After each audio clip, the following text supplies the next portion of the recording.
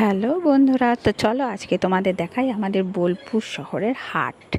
আমাদের এখানে হাট বসে হচ্ছে এই স্টেশন রোডের এই দিকটাই। তো চলো, আজকে সকালে হঠাৎ হাট চলে গেছিলাম, একটু সবজি আর একটু মাছের দরকার ছিল।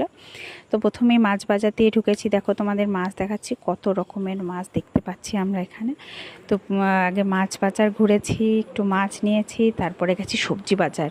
আর আলুর দাম তো বাপরে, আলু তো সোনা হয়ে গেছে। আর আলু হচ্ছে এখানে 60 টাকা কিলো। তো তোমাদের ওখানে কত চলছে আমাকে অবশ্যই বলো।